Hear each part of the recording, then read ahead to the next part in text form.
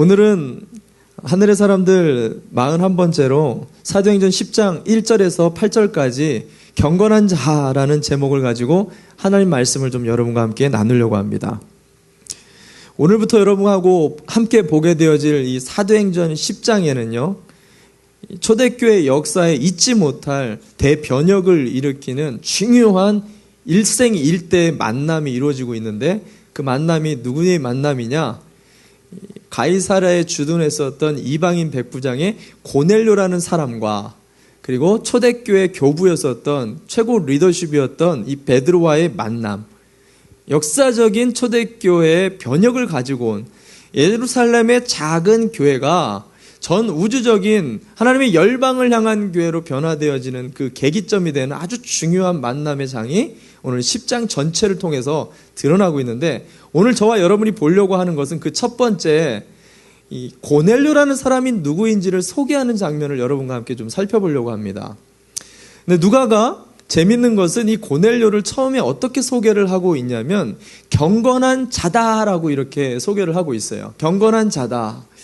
사실 이 경건한 자라는 이 고넬료에 대한 표현이요, 이것이 우리는 그냥 그런가 보다 하고 넘어갈 수 있지만 당시 이 표현은 충격적인 표현이었습니다. 왜냐하면 이 유대인들에게 있어서 이 경건이라는 용어 자체는요, 하나님을 향한 경건한 태도의 용어예요. 그래서 이 경건이라는 단어는 하나님을 믿는 하나님의 구원받은 백성들, 즉 유대인들에게만 해당되는 용어예요. 이방인을 향한 용어는 뭐냐? 불경건한 자, 멸망받을 자, 구원받지 못할 자, 영원히 저주받을 자가 이방인들에게 사용되던 주된 언어였다라는 거예요. 근데 오늘 한 번도 사용되어지지 못한, 그것도 이 경건이란 바리새인 중에 바리새인만 듣는 최고의 경건한 자들에게만 쓰이는 이 경건한 자를 멸망받을 만한 이방인 고넬료에게 경건한 자라고 표현을 하고 있으니까 이게 얼마나 충격받을 일이냐는 거죠. 베드로의 시각을 베드로후서 3장 7절에 이렇게 기록을 합니다. 베드로후서 3장 7절, 이제 하늘과 땅은 그 동일한 말씀으로 불사르기 위하여 간수하신 바 되어 경건치 아니한 사람들의 심판과 멸망의 날까지 보존하여 두신 것이니라. 경건치 않은 불경건한 이방인들에 대한 시각, 이것이 바로 유대인들의 생각이었어요. 근데 이 이방인 고넬료에 대해서 경건한 자다라고 칭해버리니까 이것이 당시 이슈가 되었다라는 것입니다. 사실 이 충격적인 기사, 그 기사의 주인공이 오늘 저와 여러분이라는 거예요. 저와 여러분은 사실 구원받을 수 있는 존재들이 아니잖아요. 우리는 이방인들이에요. 우리는 멸망받을 사람이에요. 우리는 경건한 자가 아니었다라는 거예요. 근데 하나님의 놀라운 은혜인 예수 그리스도를 믿는 그 믿음 때문에 불경건한 자가 경건한 자가 된 거예요. 멸망받을 자가 구원받은 자가 되었다라는 거예요. 이 놀라운 축복이, 사실은 이 충격이 2000년이 지난 오늘 저와 여러분에게 있다라는 사실입니다. 여러분 이것을 믿으십니까? 그걸 믿는다면 옆에 사람에게 당신은 경건한 분입니다 이렇게 한번 축복해 주셨으면 좋겠어요. 옆에 사람에게 당신은 경건한 분입니다. 당신은 경건한 분입니다. 여러분 믿으십니까? 아멘, 아멘. 믿음대로 될 거라고 봅니다. 그런 관점에서 당시 유대인이 보았었던 경건이 아닌 하나님이 주목하고 있는 이 경건이라는 것이 무엇이었길래 이방인과 같이 멸망으로 갈 수밖에 없는 우리를 하나님이 어떻게 이렇게 구원을 해주셨는지, 이 경건에 대한 의미를 좀 함께 보며 고넬료를 통해서 다시 경건한 삶을 우리가 지켜나가려면 어떻게 해야 되는지 함께 묵상하며 결단하는 이 시간이 좀 되었으면 좋겠습니다. 첫 번째로 오늘 본문을 통해서 누가가 말하고 있는 하나님이 보는 이 경건이란 무엇인가라고 이야기하는데, 그것은 하나님을 두려워하는 자, 하나님을 두려워하는 것이 경건이다라고 이야기를 하는 것입니다. 여러분 이것은 경건한 삶과 경건한 신앙의 가장 기본이 되는 원리예요. 하나님을 두려워하는 것. 경건이라는 단어는 헬라어로 유세베이아라는 단어를 썼는데, 유라는 단어와 세베이아라는 두 개의 단어가 합성입니다. 유는 영어로는 good, 좋다라는 뜻이고요. 세베이아는 두렵다라는 뜻이에요. 이걸 합치면 무슨 말이죠? 좋은 두려움이라는 거예요. 좀 이상하죠? 좋은 두려움이 있나요? 이것을 좀 더 쉽게 풀어보면 바람직한, 보편적인 좋은 두려움, 이렇게 해석을 할 수가 있는 거예요. 무슨 말이냐면 세상에는요, 두려움이 참 많습니다. 아마 이 자리에 앉아있는 여러분이나 저도 두려움이 많아요. 건강에 대한 두려움도 있고요. 자녀에 대한 두려움, 진로에 대한 두려움, 지금 현재 재정에 대한 두려움, 여러 가지 상황과 환경에 대한 두려움들을 우리는 안고 살아가는데 가장 바람직한 두려움이 뭐냐? 그것은 하나님을 향한 두려움만을 가지고 살아갈 때 그것을 경건한 사람이다라고 이야기를 한다는 거예요. 이게 바로 오늘 누가가 우리에게 이야기하는 경건의 의미라는 것입니다. 본문에 등장하는 이 이방인 가이사랴에 주둔했었던 백부장 고넬료에게 이 두려움이 있었다라고 얘기합니다. 1절 말씀 한번 볼까요? 1절 말씀, 누가는 고넬료를 이렇게 소개합니다. 가이사랴에 고넬료라 하는 사람이 있으니 이달리아라 하는 군대의 백부장이라. 오늘 고넬료를 이렇게 소개를 합니다. 가이사랴에 있대요. 이 가이사랴는 지역은 우리가 지난주에 살펴봤었던 요빠라는 지역에서 북부로 40km 정도, 약 이틀 정도 걸어가면 있는 해안에 유명한, 지금으로 말하면 미국의 한 하와이 정도나 될까요? 굉장히 유명한 항구 도시예요. 당시에 그 유럽 전역에 로마의 제국들이 지배하고 있는 식민지 중에 3대 항구 도시를 뽑으라 그러면 그 중에 하나가 이 가이사랴였습니다. 그 정도로 유명했기 때문에 로마의 정규군, 당시 식민지로 지배했었던 여러 나라들에 너무 땅이 넓잖아요. 그래서 로마 사람들은 로마의 정규군들을 주둔시키지를 못했어요. 너무 많으니까. 그래서 정말 요충지에만 로마 정규군들을 주둔시키고 나머지는 용병들을 사가지고 그곳을 통치하고 다스렸습니다. 전쟁이 나면은요, 고대 문헌을 찾아보면 이 로마군에서 1000부장이 있고 500부장이 있고 100부장과 50부장이 있습니다. 각각 그 숫자에 맞게끔 거느리고 다니는 겁니다. 근데 이 리더십들이 싸움을 할 때요, 제일 선두에 앞서서 전체의 기세를 잡아가면서 용맹무쌍하게 싸움을 잘하는 그 장수들이 1000부장일까요? 500부장일까요? 100부장일까요? 50부장일까요? 1000부장 죽으면은 1000부당 만부당 하잖아요. 1000부장은 죽으면 안 되는 거예요. 그래서 뒤로 500부장과 빠져 있어요. 50부장은 너무 영향력이 작기 때문에 열심히 뛰어봐야 소용이 없어요. 당시 문헌을 찾아보면 제일 열심히 용맹하게 제일 선두에서 제일 잘 싸워야 되는 제일 무서운 사람이 누구냐면 100부장이에요. 제일 싸움을 잘해야 되는 사람이 100부장들이라는 것입니다. 이 100부장이 오늘 고넬료였다라고 이야기를 해요. 거기다가 이곳은 식민지 주둔지였다라는 거예요. 내가 통치하고 있는 지역, 그 지역에 이 군대를 누가 건들겠냐라는 거예요. 아무도 건들 수가 없는, 정말 무서울 게 없는 백부장, 그가 바로 고넬료였다라고 오늘 누가는 계속해서 이야기를 하는 것입니다. 근데 아무것도 무서울 것이 없는 그 백부장 고넬료가요, 오늘 2절에 이렇게 이야기합니다. 2절 말씀 볼까요? 제가 읽어드립니다. 그가 경건하여 온 집으로 더불어 하나님을 경외하며 백성을 많이 구제하고 하나님께 항상 기도하더니. 고넬료가 누군지를 알고 2절 말씀을 읽어보면요, 굉장히 매칭이 안 돼요. 그렇게 우락부락하고 장수 중에 장수고 무서울 게 없는 아주 포악하게 생겼을 것만 같은 그 사람이 딱 하나 인생에서 두려워한 존재가 있답니다. 그게 누구냐면 하나님이라는 거예요. 그가 자기만 두려워했던 게 아니라 자기의 온 가족이 하나님을 경외했다라고 표현했는데, 이 경외가 영어로는 fear라고 적혀 있죠. 번역되었죠. fear가 공포감이에요. 무서워했다라는 거예요. 세상에 무서울 게 아무것도 없었던 오늘 이 고넬료가 오직 나는 하나님께만 무서워하겠다, 나는 하나님만 두려워하겠다라고 고백을 하고 있다라는 거예요. 여러분, 감동이 되지 않습니까?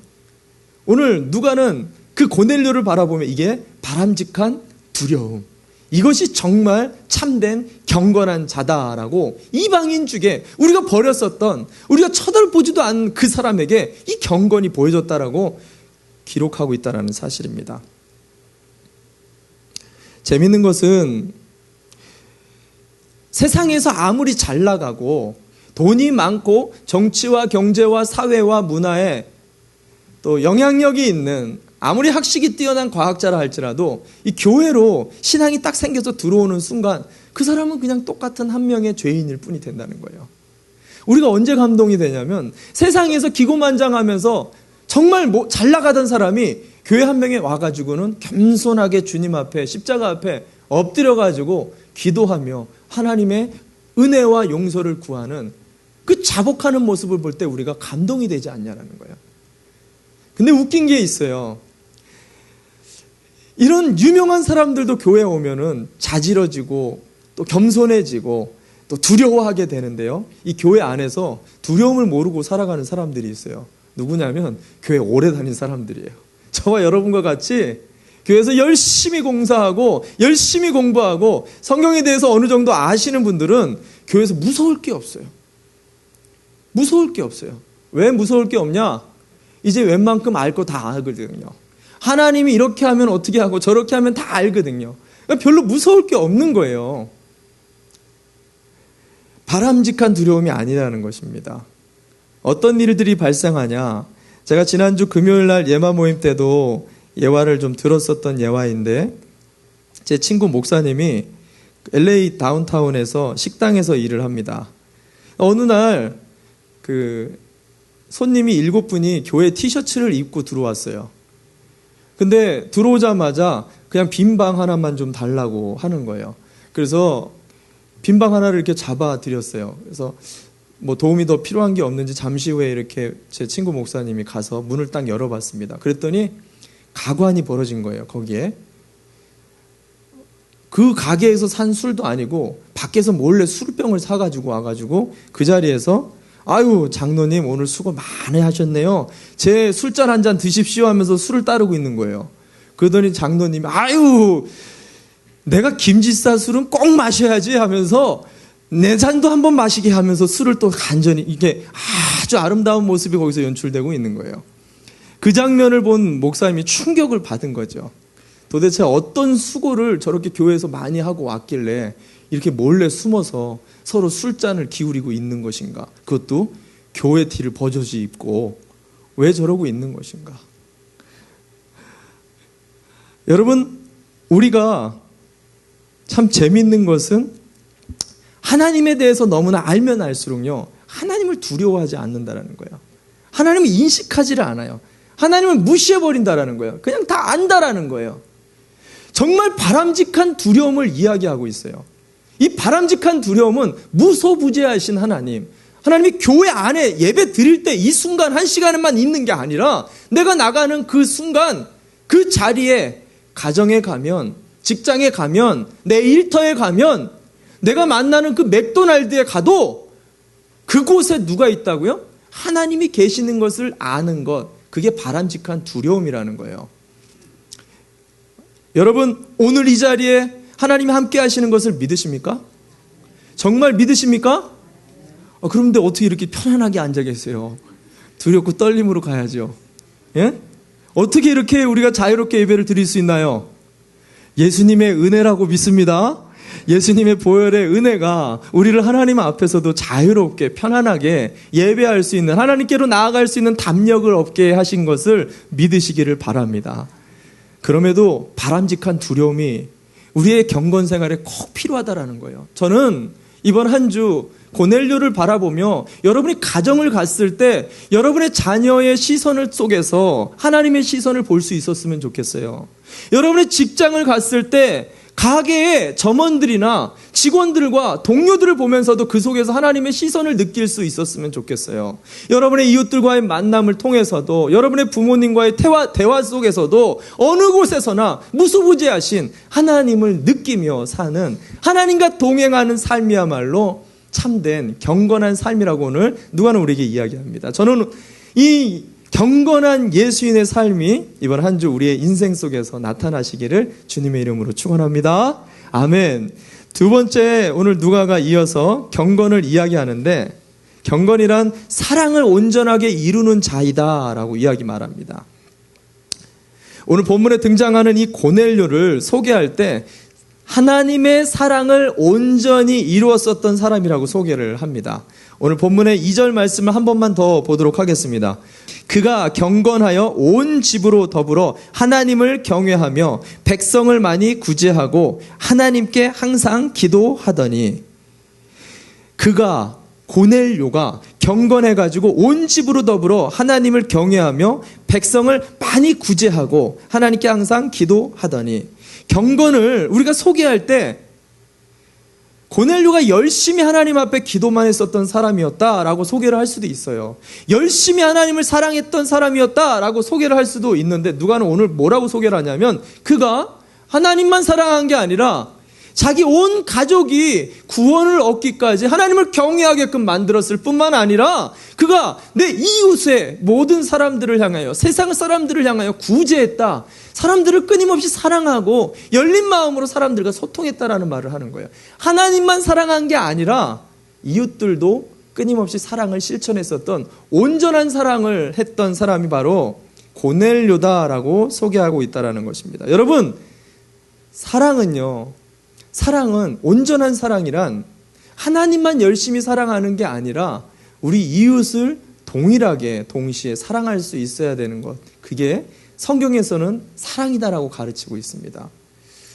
누가복음 10장에 보면은 한 율법사가 나오죠. 그 율법사가 예수님께로 나와서, 예수님, 내가 어떻게 구원을 얻습니까? 영생을 얻습니까? 어떻게 경건한 사람이 될 수 있습니까? 질문을 하죠. 그때 예수님이 누가복음 10장 27절에 이렇게 가르쳐 줍니다. 대답하여 이르되, 내 마음을 다하고 목숨을 다하여 힘을 다하여 뜻을 다하여 주 너의 하나님을 사랑하고 또한 내 이웃을 내 자신과 같이 사랑하라 하였나이다. 이것이 온 선지자와 율법의 강령이라고 가르쳐 줍니다.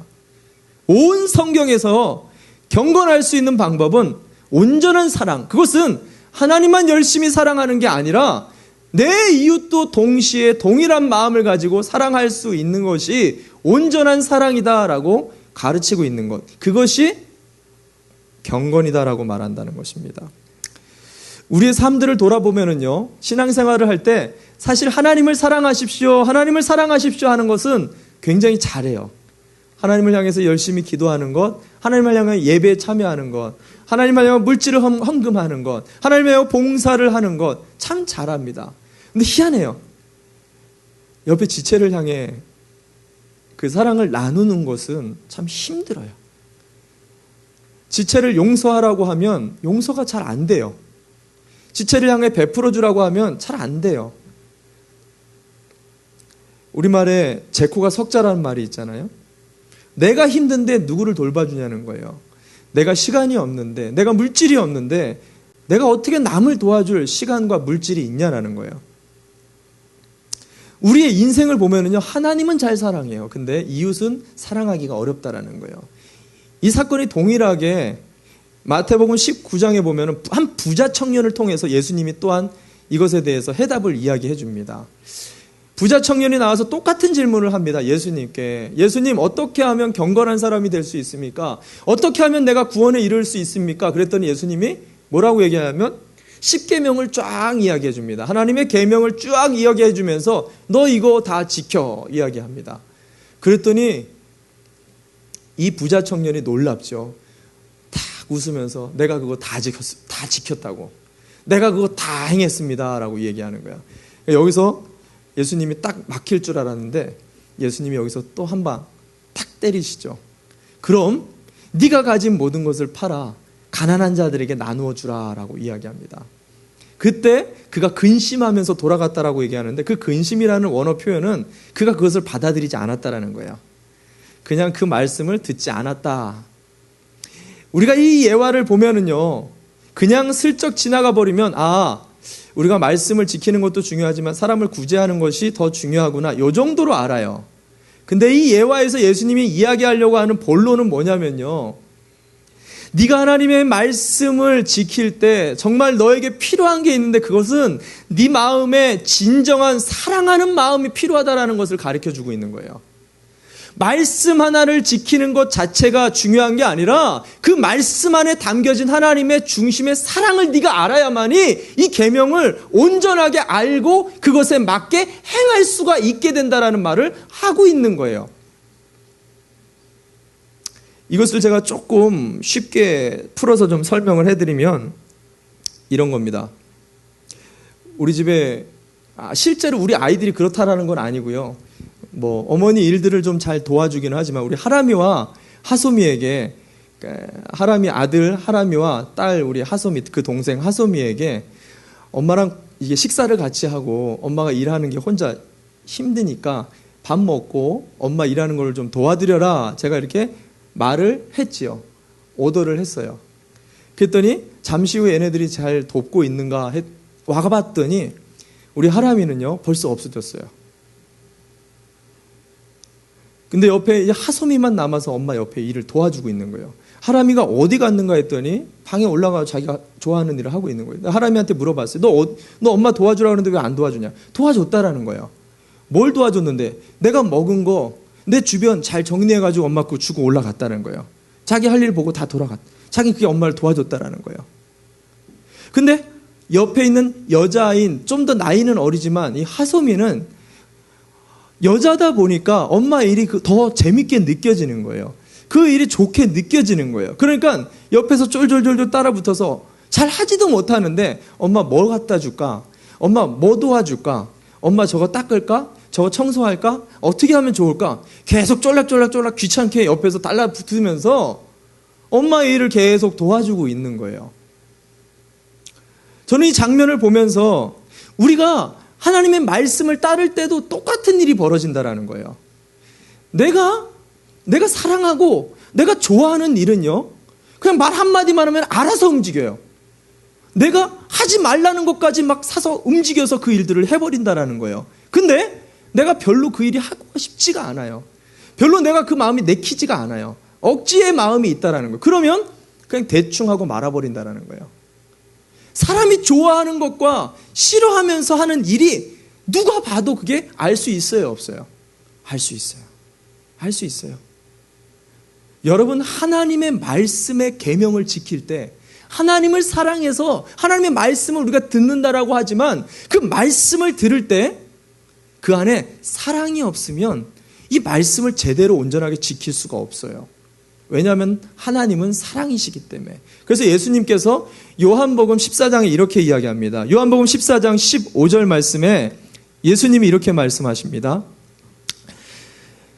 제가 읽어드립니다. 너희가 나를 사랑하면 나의 계명을 지키리라. 요한복음 14장 15절입니다. 15절. 너희가 나를 사랑하면 나의 계명을 지키리라.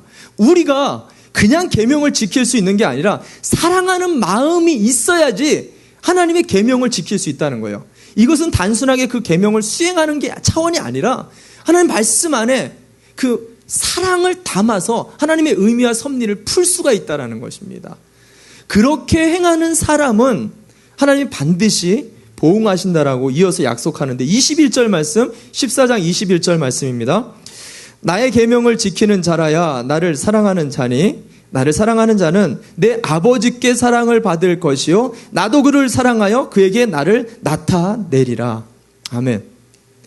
사랑을 가지고 주의 말씀을 붙들고 사랑을 가지고 이웃을 향해 그 말씀을 행하고 노력하는 사람에게는 반드시 하나님께서 당신을 나타내시겠다는 거예요. 반드시 보응하시겠다는 거예요. 오늘 본문에 등장하고 있는 이 고넬료라는 사람이 이런 사람이었어요. 보세요. 10장 4절입니다. 사도행전 10장 4절 말씀 이어서 한번 보도록 하겠습니다. 사도행전 10장 4절 제가 읽어드립니다. 고넬료가 주목하여 보고 두려워 가로되 주여 무슨 일이니까? 천사가 가로되 내 기도와 구제가 하나님 앞에 상달하여 기억하신 바가 되었으니. 고넬료가 했었던, 단순하게 그는 하나님 앞에 기도만 열심히 했었던 사람이 아니라 구제라는 말을 같이 붙여서 이야기하고 있다는 거예요. 그는 기도만 열심히 하나님 앞에 했던 게 아니라 기도와 함께 하나님이 기도 속에서 말씀한 영혼을 용서했다라는 거예요. 그는 기도만 열심히 했던 게 아니라 기도 속에서 하나님이 나눠주라고 했었던 그 영혼들에게 나눠준 사람이었다라는 거예요. 그는 기도만 한 게 아니라 삶 속에서 기도를 통해 말씀하시는 하나님의 말씀을 그대로 사랑하는 마음을 갖고 실천했었던 삶과 행함이 동시에 이뤘었던 밸런스를 유지했었던 사람이라는 그런 온전한 사랑의 사람이었다라는 것을 오늘 본문에 이야기해주고 있다는 사실입니다.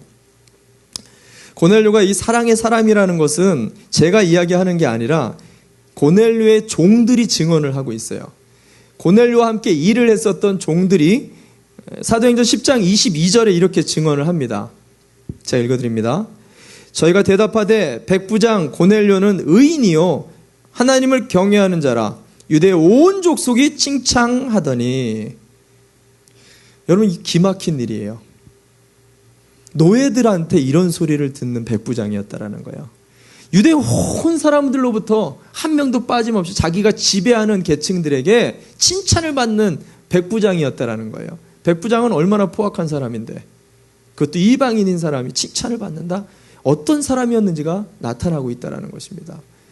여러분, 저와 여러분은 자녀들에게 어떤 사람입니까?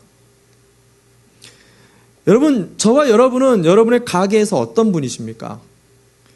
여러분, 저와 여러분은 우리 인생 속의 주변의 사람들에게 어떤 사람입니까? 오늘 이방인, 그것도 쳐주지도 않는 멸망당할 그 고넬료라는 이 사람이 오늘 온전한 사랑을 세상 가운데 보여주는 하나님의 경건한 사람이었다라고 이야기를 하는 거예요. 그리고 2000년이 지난 오늘 저와 여러분이 그런 경건한 사람이 돼야 한다라고 누가는 우리에게 말씀하고 있다라는 사실입니다. 제가 목회를 하면서 제일 듣고 싶은 말이 있어요. 그건 뭐냐면, 예수님 교회에 가면 사랑이 들리는 것만이 아니라 예수님의 사랑이 만져져요. 예수님의 사랑이 그냥 들리는 것만이 아니라 예수님의 사랑이 느껴지고 보여지고 체험이 돼요. 예수님의 사랑이 무엇인지를 내가 깨닫게 됐어요.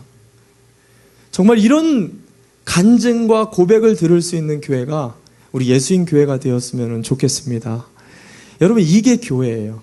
예수님의 사랑을 그대로 보여줄 수 있는, 예수님의 사랑을 그대로 나타낼 수 있는 가정과 가게가 되어질 때 그 사람이 바로 경건한 온전한 사랑의 사람이라고 이야기합니다. 저는 저와 여러분이 이번 한 주 안 되더라도 더욱더 주님 붙들고 이런 경건한 삶들을 가정과 일터에서 실천해 볼 수 있는 그런 사랑의 사람들 되시기를 바랍니다.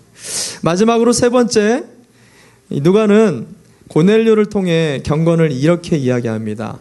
경건한 사람은 타이밍 순종을 할 수 있는 사람이다라고 이야기합니다. 어떻게 보면 오늘 본문의 가장 중요한 경건의 요소인데 타이밍 순종이라는 말을 하고 있습니다.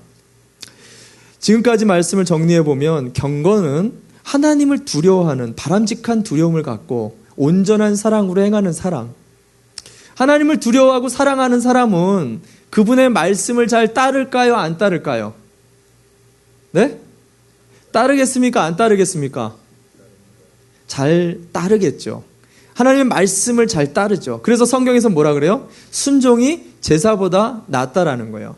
이런 예배를 100번 드리는 것보다 여러분이 한 번 말씀을 가지고 삶 속에서 행하는 것이, 그것이 참된 제사라는 거예요. 그것이 예배라는 거예요. 그만큼 순종의 가치를 하나님은 깊이 보고 계시다라는 거예요. 이런 순종을 갖다가 성경에 보면은요, 이 순종에도 급이 있다라고 말합니다. 레벨이 있다라는 거예요. 아주 최고의 순종과 좀 낮은 순종, 같은 순종도 다 똑같은 순종이 아니라는 거죠. 어떤 사람은 하나님의 말씀이 이렇게 선포될 때, 하나님 말씀이 내 안에 들어올 때 그 말씀을 즉각적으로 순종하는 사람이 있어요. 이사야와 같이 누가 나를 위하여 갈고, 그때 예스, 내가 여기 있나이다, 나를 보내소서라고 고백하며 가는 사람이 있는 반면, 누가 나를 위하여 갈고 했는데 제가 갔으면 좋겠습니다, 얘가 갔으면 좋겠습니다, 계속 뺑뺑이를 돌리는 사람이 있어요. 마치 요나와 같이 계속 말씀을 거부하면서 돌아다니는, 도망치는 사람이 있다는 거죠. 그러다가 한 대 딱 맞고 다시 돌아오는 사람, 이것도 참 감사해요. 근데 이 마지막 사람은 말씀이 계속해서 평생을 선포가 되는데도 끝까지 그 말씀을 듣지 않는 사람이 있어요. 마지막 임종의 순간에 딱 그때 순종하고 예수님 믿고 천국 가시는 분들. 이런 분들이 있어요, 없어요? 있어요. 공통점은 감사한 것은 이런 모든 순종을 하나님이 다 받으신다라는 거예요. 하나님 받으시는 기쁨의 제사가 된다라는 거예요. 근데 중요한 것은 이런 모든 순종 가운데는 급이 있다라는 거예요. 레벨이 틀리다라는 거예요. 제일 높은 레벨의 그런 순종, 하나님이 제일 기뻐하는 순종이 뭘까요? 아무래도 말씀이 딱 선포되자마자 즉각적으로 순종하는 사람을 좋아하지 않겠어요? 왜 좋아하죠? 왜 좋아해요? 아무래도 그만큼 내 말을 잘 듣는구나, 충성스럽구나 라는 어떤 충성스러움 때문에도 좋아할 수 있겠죠. 근데 더 중요한 이유가 있더라고요. 왜 즉각적인 순종이 하나님이 그렇게 기뻐하시는지를 제가 깨달았어요. 오늘 말씀을 보면서. 하나님의 즉각적인 순종이 왜 중요하냐면 하나님의 순종이 선포가 되어지는 그 상황 속에는요, 반드시 필요한 그 순종이 필요한 상황, 반드시 그 순종을 통해서 하고자 하는 어떤 타이밍이 연출되고 있다는 거예요. 그래서 그 순종을 즉각적으로 반드시 해야만 하는 상황이 연출되고 있다는 것을 우리가 알아야 된다는 거예요. 그래서 즉각적인 순종이 중요하다는 거죠. 오늘 본문에 등장하고 있는 이 고넬료의 사건이 그랬습니다. 사도행전 10장 5절과 6절에 하나님이 고넬료가 이런 아름다운 구제와 기도를 날마다 하니까 그 기도에 응답하기 위해 천사를 내려보내죠. 기도 중에 이런 놀라운 응답을 받는데 뭐라고 응답을 받냐면 5절과 6절입니다. 내가 지금 사람들을 욥바에 보내어 베드로라 하는 시몬을 청하라. 저는 피장 시몬의 집에 우거하니 그 집은 해변에 있느니라 하더라. 제가 서두에도 말씀드렸지만 이 가이사랴라는 지역은 지금 베드로가 있는 이 욥바로부터 약 40km가 떨어져 있어요. 이틀 동안을 쉬지 않고 걸어가야 할 거리예요. 그곳에 이 피장, 가죽을 만들어서 제봉하는 이 시몬이라는 사람의 집에 베드로가 있는데 그 베드로를 빨리 데리고 오라라는 거죠. 우리가 잠깐 이 하나님의 순종을 이 상황을 한번 좀 생각을 해봤으면 좋겠어요. 고넬료가 이 말씀을 받았을 때 고넬료의 신앙의 수준은요, 초신자였어요. 근데 초신자인 성령을 받지도 않았습니다. 10장 후반부에 나오지만 이는 성령도 받지 않은 사람이 하나님 음성을 들은 거예요. 하나님 마음에 깨달음을 주신 거예요. 여러분 같으면 어떻게 하시겠어요? 확신이 있어요, 없어요? 확신이 없잖아요. 초신자란 말이에요. 신앙이 약하단 말이에요. 그러면 이게 긴가민가 하면서 내일 갈까? 모레 갈까? 뭐 그냥 지나가듯이 그냥 든 생각이 아닐까라고 지나갈 수 있잖아요. 근데 오늘 고넬료를 보십시오. 7절 말씀입니다. 사도행전 10장 7절. 마침 말하던 천사가 떠남에 고넬료가 집안 하인 둘과 종졸 가운데 경건한 사람 하나를 불러 이 일을 다 고하고 욥바로 보내니라. 마침 말하던 천사가 떠나자마자, 그 느낌이 끝나자마자, 그 환상이 끝나자마자 곧바로 그가 했었던 일은 자기의 하인들 중에 가장 신실한 하인들을 뽑고, 종졸이라는 것은 자기 군사들 중에 경건한 사람을 뽑았다. 그냥 아무나 뽑은 게 아니라 준비된 사람, 이 임무를 잘 감당할 수 있는 사람을 신중하게 뽑았다라는 말이에요. 그 말인즉 지금 그가 하나님이 그냥 스쳐 지나가듯이 주신 이 말씀을 얼마나 경건하게 받아들이고 주의 깊게 받아들이고 이것을 얼마나 두렵고 떨림으로 이 말씀을 지금 받고 있는지가 이 하나의 자세를 통해서 우리에게 이야기해주고 있다는 거예요.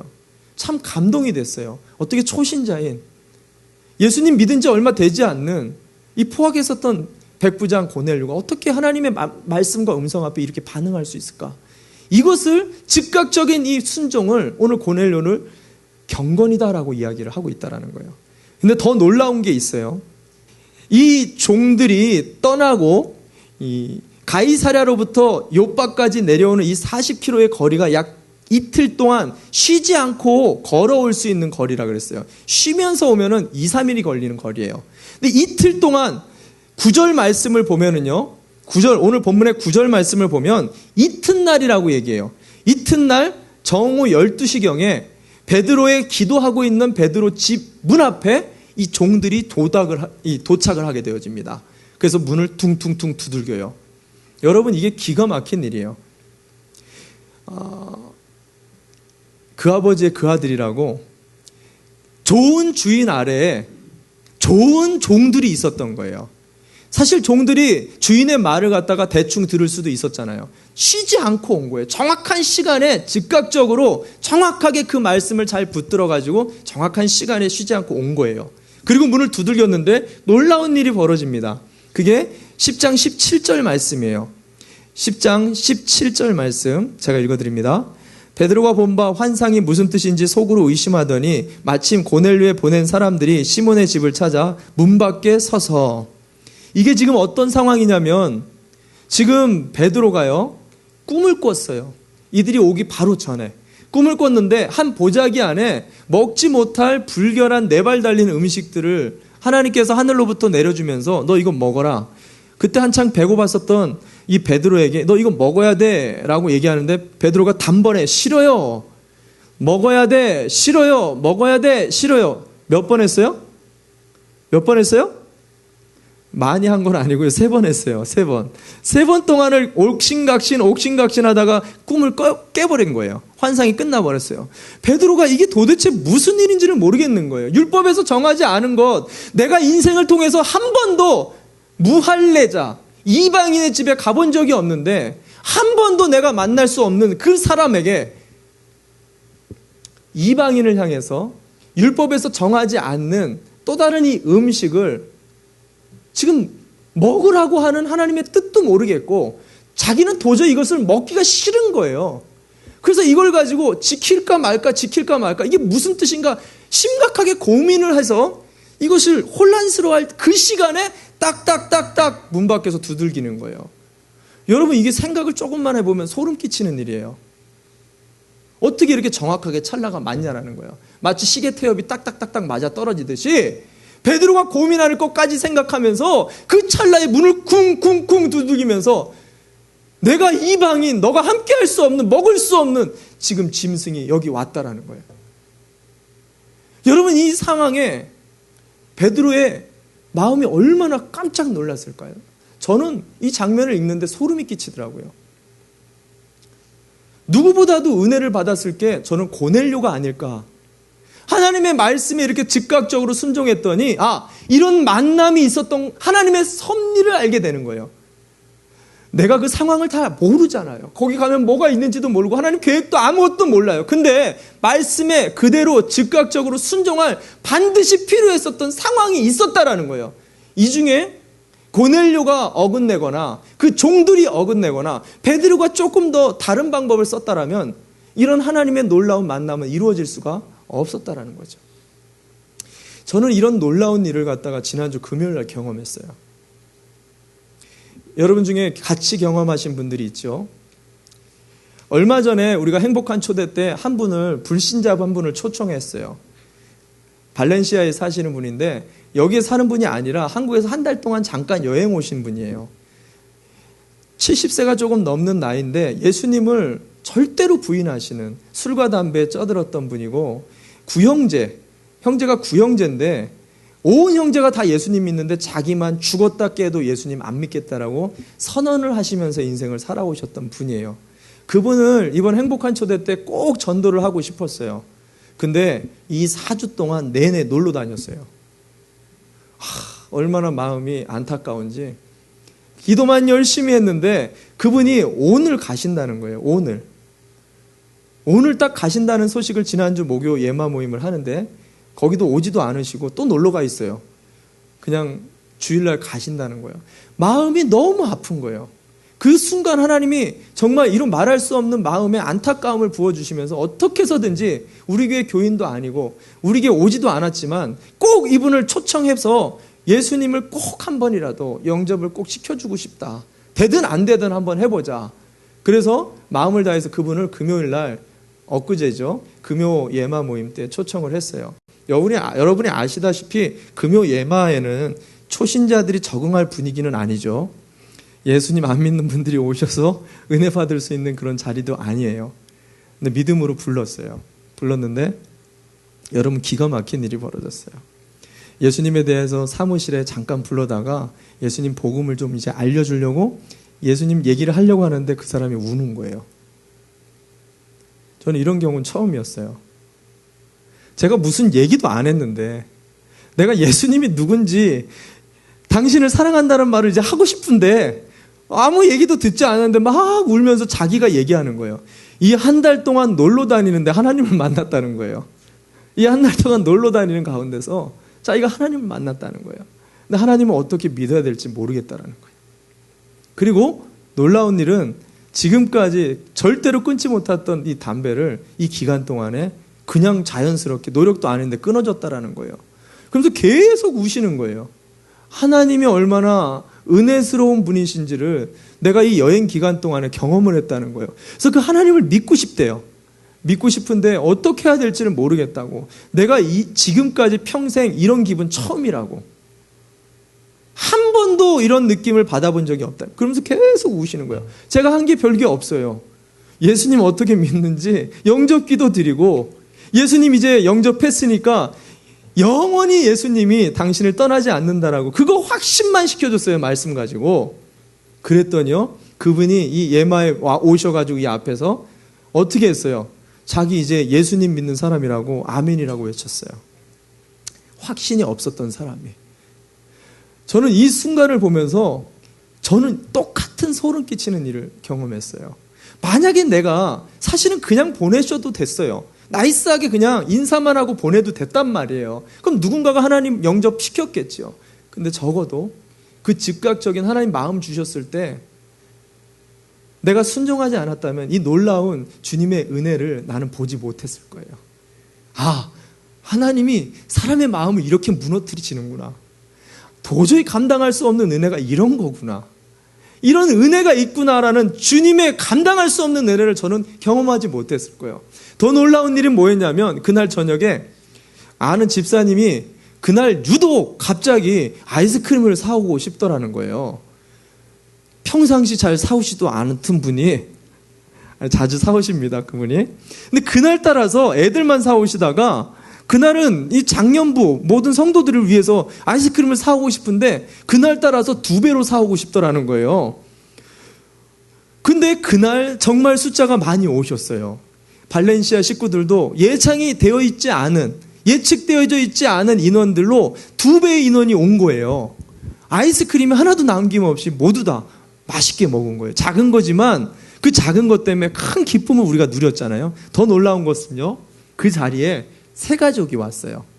누가 연락한지도 않았는데 그 세 가족도 참 웃기죠. 주주간에 갑자기 기도하는데 하나님이 이 교회를 좀 갔으면 좋겠다라는 음성을 듣고 오셨대요. 여러분 아마 모르실 거예요. 누가 왔다 가셨는지. 세 가족이 오셨는데 가시면서 자기가 큰 은혜 받고 간다고, 말씀에 큰 은혜를 받고 간다고, 이런 설교를 처음 들어본다면서, 이런 예배를 처음 드린다면서 가난한 마음을 고백하고 다음 주에 또 오겠다고 하면서 가시는 거예요. 저는 여기에 즉각적인 순종들이 다 있었다라는 것을 깨닫게 됐어요.